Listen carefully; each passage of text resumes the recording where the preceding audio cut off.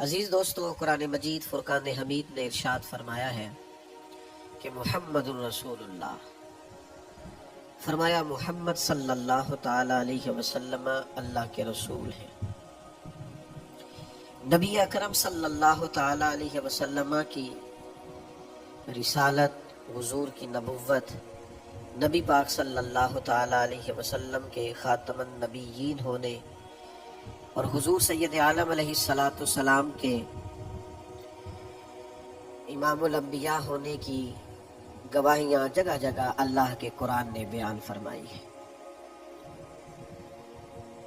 نبی کریم علیہ السلام اللہ کے سچے رسول ہے، اس کے دلائل اتنے زیادہ روشن ہے کہ وہ سورج سے بھی زیادہ روشنی دیتے ہیں، چاند سے بھی زیادہ تابناک ہے۔ میرے بھائیوں، نبی پاک صلی اللہ تعالی علیہ وسلم کا وجود مسعود، جسم اقدس ایسا خوبصورت تھا، وہ خود اس بات کی دلیل تھا کہ یہ اللہ کے سچے رسول ہیں۔ ہمارے ہاں بہت سارے لوگ ہیں جو اکثر اس بات پر گفتگو کرتے ہیں کہ نبی پاک صلی اللہ تعالی علیہ وسلم کو اور تمام انبیاء کو اللہ تعالیٰ نے بشریت کا کالم عطا کیا، تو بھائی بالکل ٹھیک ہے۔ اعلیٰ حضرت رحمۃ اللہ علیہ نے لکھا ہے، حضور کی بشریت کا انکار کرنا تو کفر ہے۔ نبی پاک علیہ السلام بشر ہیں، لیکن جب سے دیکھا ہے لباس سے بشری میں تمہیں، ہر فرشتے کی یہ خواہش ہے کہ وہ انسان ہو جائے۔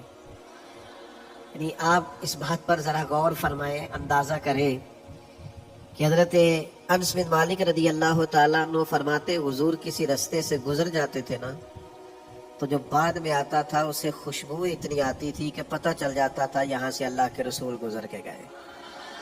حضور علیہ السلام کو جو اللہ تبارک و تعالیٰ نے حسن عطا فرمایا اور جو کمالات عطا کیے، آپ غور فرمائیں گے کہ حضور کے پسینہ مبارک سے خوشبو آیا کرتی۔ اللہ کے رسول ہے، اس پر اگر آپ دلائل دیکھیں، معجزات دیکھیں، کمالات دیکھیں، فضائل دیکھیں، شمائل دیکھیں، تو انسان دنگ رہ جاتا۔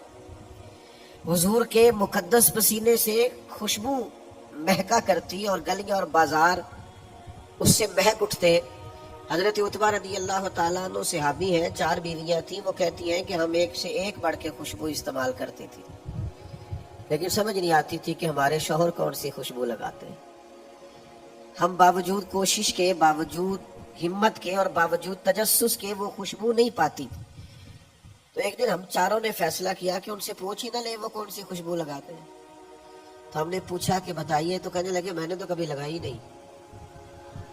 تو ہم نے کہا بھئی آپ ایسے ہی تو دعویٰ نہ کیجئے، ہم نے پوری جدوجہد کر لی، اور پھر عورتوں کا چیزوں کو تلاش کرنا یہ تھوڑا انفرادی بھی ہوتا ہے، ہمیں وہ رنگ نہیں ملا خوشبو کا، وہ انداز جو آپ کا ہے۔ تو فرمانے لگے اصل بات یہ ہے کہ میرے کمر پر کچھ تکلیف ہو گئی تھی، کچھ ایسی چیزیں ابھر آئی تھی جو تکلیف کا باعث تھی، تو میں پھر حاضر ہوا رسول پاک کی بارگاہ میں۔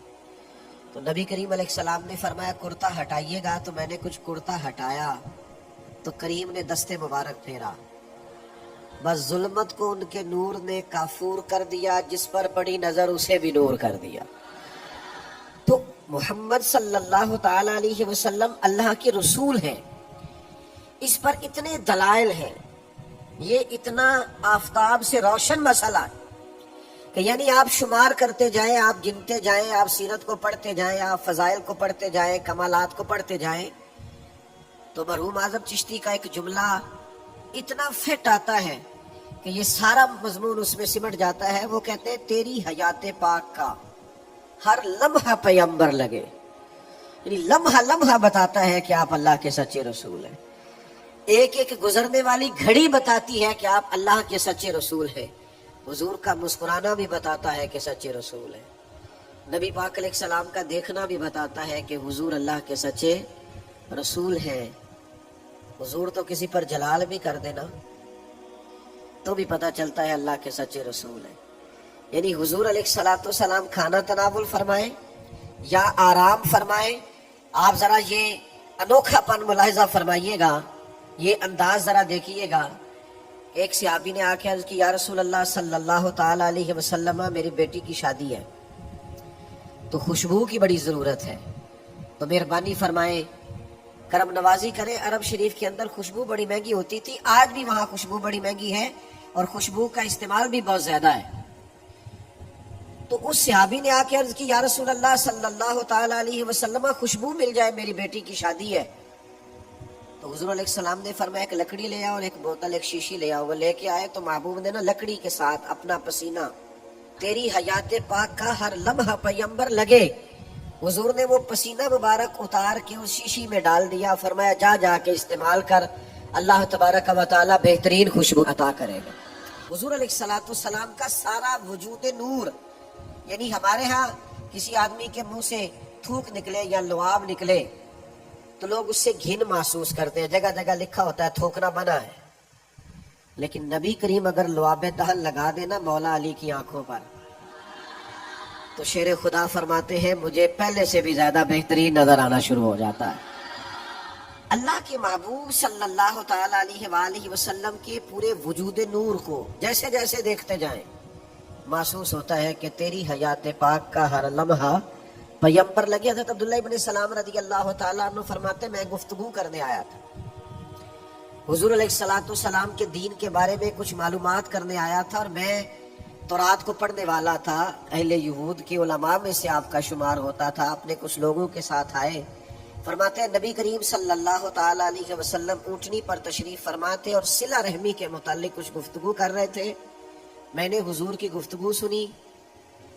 محبوب کا لباس مبارک مہنگا نہیں ہوتا تھا پر نہایت ہی اجلا ہوتا تھا، نہایت سادہ ہوتا تھا، نہایت باکمال ہوتا تھا. فرماتے میں نے اونٹ پر بیٹھے ہوئے محبوب کے لباس کا، بات کرنے کا، نفاست کا، ہاتھ اٹھانے کا وہ انداز دیکھا، اور جھکی جھکی نظریں اور معصوم لہجہ اور گفتگو میں سلاست اور روانی اور ٹھہرے ٹھہرے جملے اور لفظوں کا وہ ایک خوبصورت ریتھم. فرماتے ہیں وہ سارے انداز میں نے دیکھے تو میں جو بات کرنے آیا تھا مجھے بھول ہی گئی. لباں تے مورا لگیاں، بولن دی جاچ ہی بھول گئی، ایتھے زبانہ تائیں کھولن دی جاچ بھول گئی. فرماتے ہیں میں کوئی بات ہی نہ کر سکا. جیسے ہی محبوب کے قریب گیا میں نے فوراً عرض کیا مجھے کلمہ پڑھا دے، میں مسلمان ہونا چاہتا ہوں. یہ آج جو لوگوں کی طبیعتیں الجھ سی گئی ہیں نا، آج یہ جو بے شمار باتیں، بے شمار گفتگو، سوشل میڈیا کا بے دریغ اور بے ہنگم استعمال، اور ذہن کو ہر وقت تھکائے رکھنا اور طبیعت کو ہر وقت اوور تھنکنگ کرتے کرتے اپنے آپ کو پریشان کر دینا، یہ جو ساری بے چینی ہے، یہ جو سارا اضطراب ہے، یہ جو ساری ہماری طبیعتیں الجھ سی گئی ہے. ہر آدمی کو دوسرا دشمن نظر آتا ہے، ہر ایک کو دوسرا اپنا مخالف دکھائی دیتا ہے، اور معاشرے کے اندر بسنے والا ہر آدمی لالچی دکھائی دیتا ہے. محسوس ہوتا ہے سارے شہرت کے لیے لگے ہوئے ہیں، سارے اقتدار کی جنگ لڑ رہے ہیں. یہ جو ہماری ساری بدگمانیاں ہیں اس کی بنیادی وجہ یہ ہے کہ ہم ادھر ادھر تو کھل کے دیکھتے ہیں، اپنے محبوب کی بارگاہ کی طرف نہیں دیکھتے. ہم جب حضور علیہ السلام کی پرکیف شخصیت کو دیکھیں گے، فضائل دیکھیں گے، کمالات دیکھیں گے، معجزات دیکھیں گے، نعت پاک کی طرف توجہ کریں گے، اخلاق عالیہ کو دیکھیں گے، حسن کردار کو دیکھیں گے. دنیا میں وہ لوگ بڑے عظیم ہوتے ہیں جو نبی پاک علیہ الصلوۃ والسلام کی محبت میں پوری طرح محو ہو جاتے ہیں. آپ یقین کریں جو دروازہ رسول تک پہنچ جاتے ہیں ان کا سفر ہی ختم ہو جاتا ہے. جو حضور کی بارگاہ تک پہنچ جاتے ہیں ان کے ذہن کی مشقت پھر ختم ہو جاتی، انہیں منزل نصیب ہو جاتی. وہ لوگ اس طرح کے ہو جاتے ہیں کہ اب زندگی میں ایک ٹھہراؤ آ گیا، اب سکون نصیب ہو گیا، اب اطمینان قلبی مل گیا، اب مقصود ہاتھ آ گیا ہے، منزل مل گئی ہے. نوجوانوں بہت زیادہ نہ الجھا کرو یار، بہت زیادہ پریشان نہ ہوا کرو. جب دل بڑا گھبرا جائے نا تو اپنے نبی پاک کی سیرت کو پڑھا کرو، حضور کے احوال شریفہ کا مطالعہ کیا کرو، ان کے حسن کی بات دیکھا کرو، جمال کی بات دیکھا کرو، کمال کی بات دیکھا کرو، محبوب کے بانٹنے کا انداز دیکھا کرو، نوازنے کا انداز دیکھا کرو، نبی پاک کا دشمنوں کو معاف کرنے کا رنگ دیکھا کرو، حضور کا عطا کر دینے کا انداز دیکھا کرو.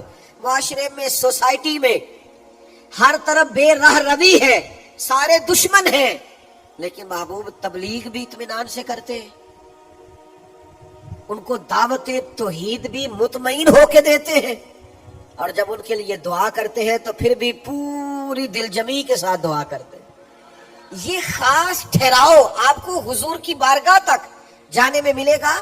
ہم نا رسمی سی محفل کرتے ہیں، رسمی سا میلاد، رسمی سا معراج، رسمی سی سیرت، رسمی سی باتیں، وہ جو خاص ایک کیفیت ہوتی ہے نا امتی کی پوری طرح محبوب کے قدموں سے جڑ جانا، یہ والہانہ پن کبھی ملے نا، والہانہ پن، یعنی حضرت طلحہ بن برار رضی اللہ تعالیٰ عنہ کی نبی کریم سے ملاقات ہوئی، حضور سے ملے اچانک، اور دوڑ کے جا کے نا تو نبی پاک کے قدموں سے لپٹ گئے، اور پھر لپٹے ہیں اور والہانہ انداز ہے اور وارفتگی دکھا رہے ہیں اور عشق کا مظاہرہ کر رہے ہیں، اور پھر اسی درد اور تڑپ میں عرض کرنے لگے حضور مجھے کوئی حکم کرے میں فوراً تعمیل ارشاد کروں گا، کچھ فرما دیں۔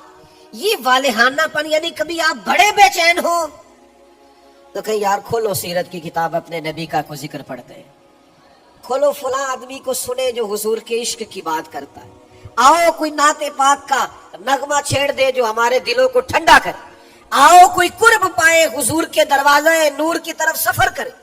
ہم کہاں الجھے ہوئے ہیں، کہاں سکون تلاش کر رہے ہیں، کہاں ہم نے اپنے آپ کو الجھا دیا ہے، کن بے معنی اور بے مقصد باتوں میں ابحاث اور بحثیں کر کر کے اپنے آپ کو پریشان کیے ہوئے ہیں۔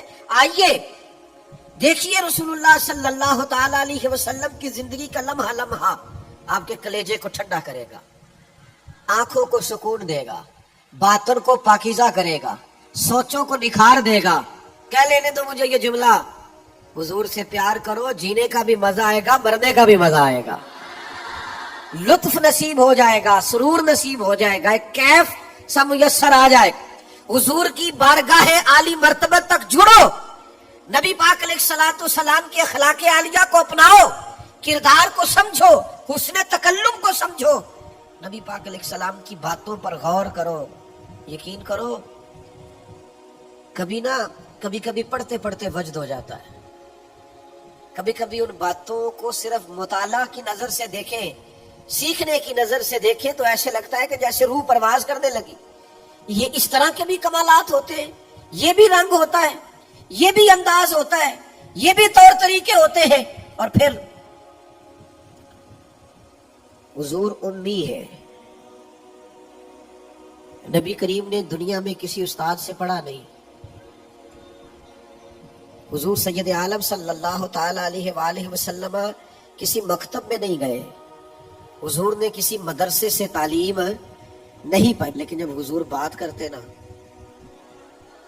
جب محبوب حکمت کے موتی رولتے نا، جب نبی پاک علیہ الصلوۃ والسلام کوئی کلام کرتے نا، آپ یقین کریں ایسا انوکھا پن، ایسا نرالا فیصلہ، ایسی حکمت اور دانائی سے بھری ہوئی بات، یعنی جو فلسفیوں سے کھل نہ سکی اور نکتہ وروں سے حل نہ ہوئی، وہ بات ایک طیبہ والے نے بتلا دی چند اشاروں میں۔ حضور دو چار اشارے کرتے اور عقدے کھل جاتے۔ ایسی دانائی والی بات، ایسی قیمتی بات، ایسی انوکھی بات محبوب بیان کرتے۔ حضرت سعد بن عبادہ رضی اللہ تعالیٰ عنہ کے پاس نا فتح مکہ کے موقع پر جھنڈا تھا، وہ علم بردار تھے، جن کے پاس جھنڈا ہوتا تھا وہ آدمی سب سے آگے آگے ہوتا تھا۔ اب ایک وقت ایسا آیا کہ صورتحال اس طرح کی بن گئی کہ حضرت سعد بن عبادہ کو اس منصب سے ہٹایا جائے گا۔ بڑا مشکل فیصلہ ہے، انہوں نے کوئی ایسی معاذ اللہ غلطی بھی نہیں کی، لیکن حالات ایسے آ گئے ہیں کہ جناب سعد ابن عبادہ کو ہٹانا پڑے گا، ان سے جھنڈا لیا جائے گا۔ صحابہ بڑے پریشان ہیں کہ حساس آدمی ہے، ان کی خدمات بہت زیادہ ہیں، کس طرح ان کو ہٹائیں گے، کیا کریں گے؟ نبی کریم کی بارگاہ میں عرض گزار ہے، یا رسول اللہ کیسے ہٹائیں حضرت سعد ابن عبادہ کو؟ اور کیفیات اور حالات بھی ایسے ہیں کہ ہٹانا بھی پڑے گا۔ آج کل نا بہت سارے لوگ کام تو کرتے ہیں پر دانا نہیں ہوتے، جذباتی فیصلے، جذباتی باتیں، ایموشنل گفتگو، وقتی طور پر چیزوں کو بہتر کرنا، اور بس وقتی طور پر آج گزارا ہو کل دیکھی جائے گی، لیکن چیز کی گہرائی تک، اس کی اصل تک نہیں اترتے، اس کے سارے لوازمات کو نہیں دیکھتے، قبل از وقت منصوبہ بندی نہیں کرتے، ہمارا مزاج نہیں ہوتا۔ ہم ٹھہراؤ اپنی زندگی میں نہیں لاتے. نبی پاک چونکہ اللہ کے رسول ہیں، ہر لمحہ حضور کا پیغمبر لگتا ہے. اب حضرت سعد ابن عبادہ کو ہٹانا ہے اور ان کی جگہ کسی اور کو مقرر کرنا ہے، اور بندہ بھی بڑا حساس ہے اور بات بھی کوئی ایسی نہیں، تو کیا کرے؟ پتہ ہے نبی کریم علیہ السلام نے کیا کیا؟ حضور فرمانے لگے کوئی پریشانی نہیں، ہٹا دیتے سعد ابن عبادہ. حضور نے بلایا، فرمایا سعد میرا ارادہ بنا ہے کہ جھنڈا آپ سے لے لیا جائے. حضرت سعد ابن عبادہ نے ابھی گردن جھکائی تھی تو حضور فرمانے لگے میرا ارادہ ہے آپ سے لے کے آپ کے بیٹے کو دے دیا جائے. جو فلسفیوں سے کھل نہ سکا، جو نکتہ وروں سے حل نہ ہوا، وہ راز طیبہ والوں نے بتلا دیا چند اشاروں میں. اور تیرے آگے ہے یوں دبے لچے فصحاء عرب کے بڑے بڑے، کوئی جان منہ میں زبان نہیں بلکہ جسم میں جان نہیں. ایسا کمال فیصلہ، ایسا انوکھا فیصلہ. اچھا جس فیصلے سے وہ پریشان ہو سکتے تھے نا کہ مجھے ہٹایا جا رہا ہے، جب انہیں پتا چلا نا کہ میری جگہ پہ میرا بیٹا آ رہا ہے، وہ اتنا خوش اپنے جھنڈا اٹھانے پہ نہیں تھے جتنا اپنے بیٹے کے جھنڈا اٹھانے پہ راضی ہو گئے. ان کی طبیعت مچل گئی. نبی پاک صلی اللہ تعالی علیہ وسلم کے پیغمبر ہونے پر، نبی ہونے، ایسے دلائل، ایسے کم، آپ جس زاویے سے دیکھیں ششدر رہ جائے گی، حیران رہ جائے گی، پیار ہو جائے گا. کچھ ایسے مصنفین بھی گزرے ہیں معاذ اللہ ثم معاذ اللہ، جو مسلمان نہیں تھے، غیر تھے، کلمہ نہیں پڑھتے تھے، معاذ اللہ استغفر اللہ، نقل کفر نہ باشد، تنقید کی اینک لگا کے انہوں نے حضور کی سیرت کو پڑھا، لیکن اس نظر سے پڑھا پھر بھی مدینے والے کے غلام ہو گئے. یہ کہنے پر مجبور ہو گئے کہ نہ بھائی ایسا کوئی محبوب کہیں ہوگا نہ کہیں ہے، بیٹھا ہے چٹائی پہ مگر عرش نشیں ہے.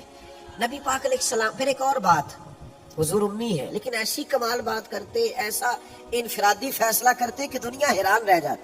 پھر جو عظمت کردار ہے نا، بلندی یہ کردار، مجھ سے ناراض نہ ہوئیے گا، بہت سارے لوگ ہیں جو باتیں بڑی زبردست کرتے ہیں، گفتگو میں کوئی ان سے جیت نہیں سکتا. ان کا لب و لہجہ ایسا ہوتا ہے کہ شاید کسی بڑے سے بڑے عالم فاضل کو بھی بولنے نہ دے، لیکن عمل کی باری آتی ہے تو کمزور ہوتے ہیں. باتیں بیسیوں آتی ہیں، درجنوں آتی ہیں، نماز کا ٹائم ہوتا ہے تو بہانے بازی کرتے ہیں، وہ میرے کپڑے نہیں ٹھیک، میں دعا کرے انشاءاللہ شروع کر دوں گا، کہانیاں سناتے ہیں.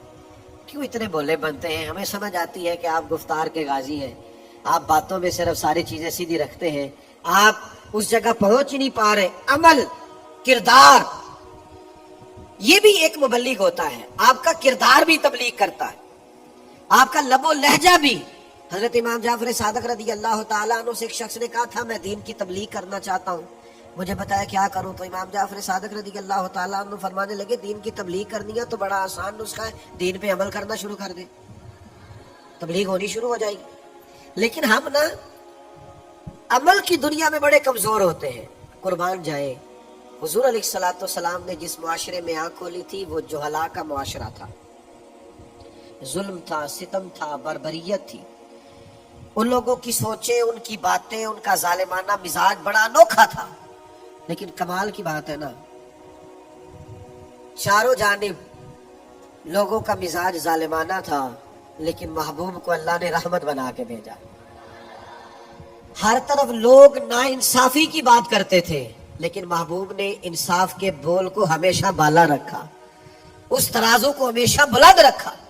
ہر طرف لوگ حق کھا جاتے تھے، لیکن محبوب نے فرمایا حق کھایا نہیں جائے گا، حق دلایا جائے گا. کردار دکھایا، کردار. وہ جو تیری جان کے دشمن ہے وہ بھی کہتے ہیں، وہ جو تیری جان کے دشمن ہے وہ بھی کہتے ہیں امین تو ہے، صداقت کی آبرو تو ہے.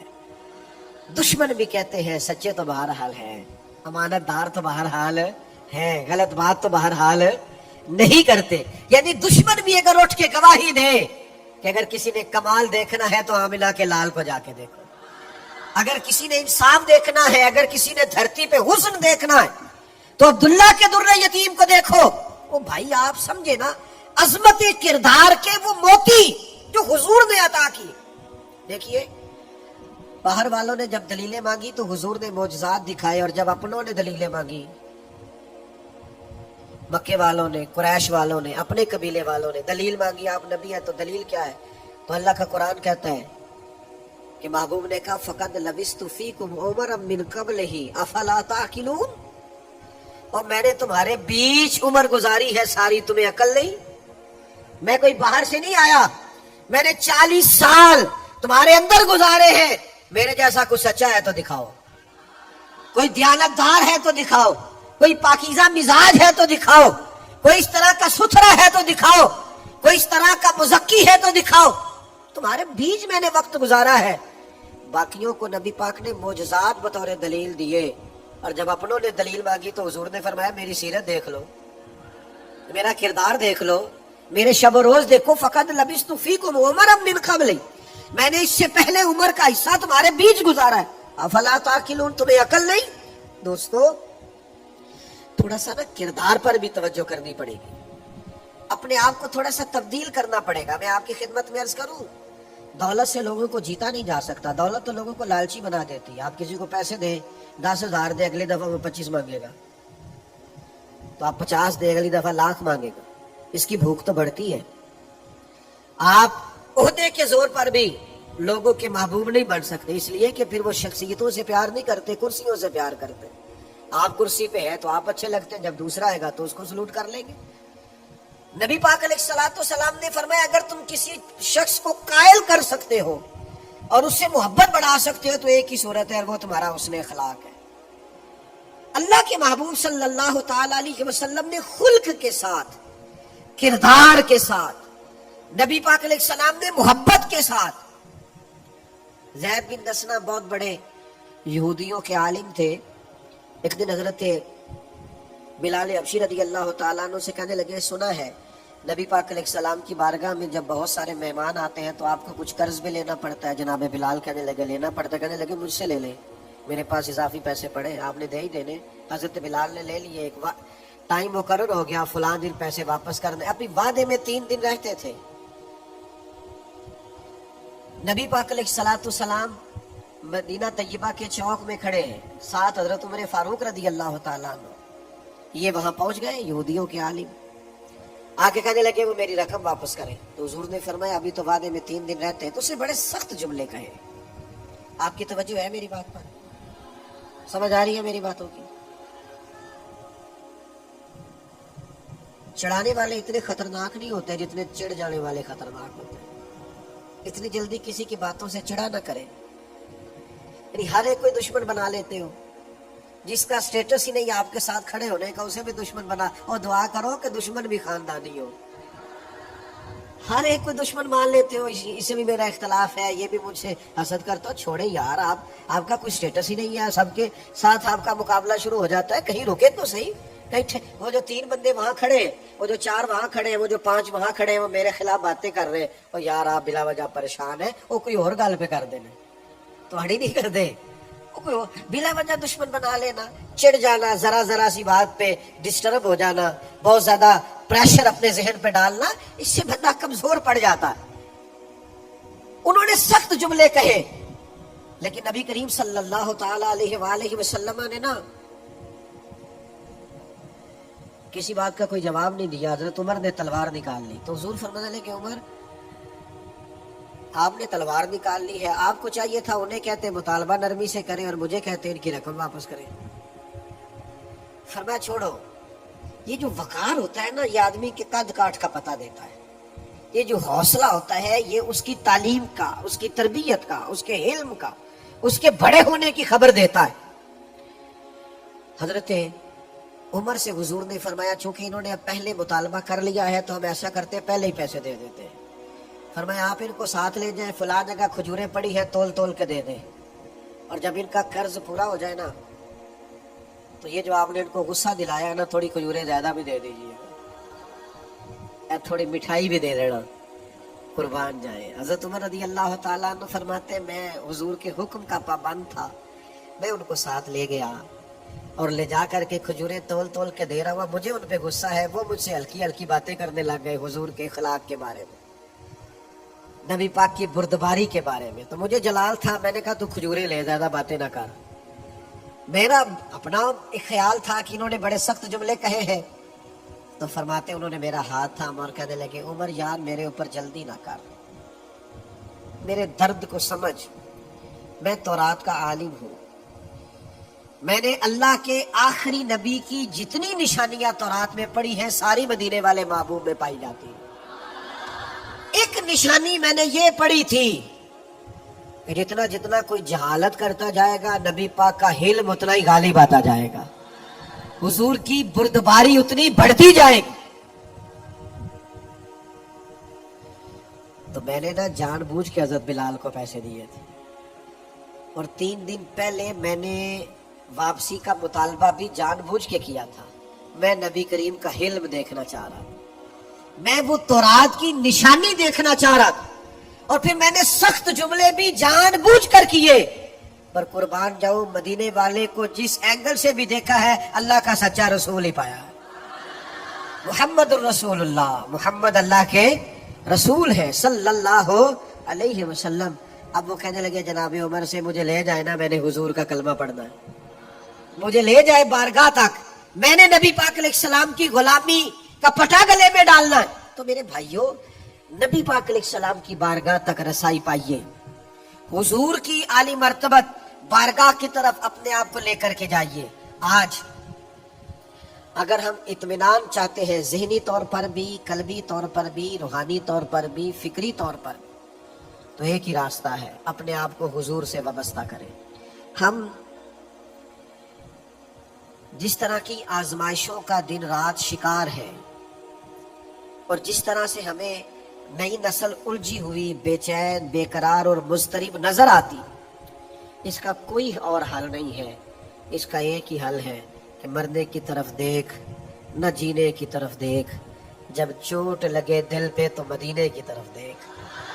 اپنا تعلق حضور سے جوڑیے، اپنا رشتہ نبی کریم سے جوڑیے۔ میں آپ کی خدمت میں عرض کروں گا وقت نکال کے درود پاک پڑھا کریں، وقت نکال کے حضور کی سیرت کا مطالعہ کیا کریں، ٹائم نکال کر کے نبی پاک صلی اللہ علیہ وسلم کی نعت شریف کو پڑھا کریں، وقت نکال کر کے حضور کی بارگاہ کی طرف بڑھا کریں۔ جب تک ہم یہ سارے کام نہیں کریں گے اطمینان نہیں پائیں گے، اور پھر جیسے جیسے حضور کو پڑھو گے، نبی پاک کو سنو گے، دین کی صداقت سمجھ میں آئے گی، آپ کو سمجھ لگے گی کہ آپ اس دین کے ماننے والے ہیں جو سب دینوں پر غالب بھی ہے، سب سے سچا بھی ہے، سب سے کھرا بھی ہے، اور سب سے زیادہ نکھرا ہوا بھی ہے۔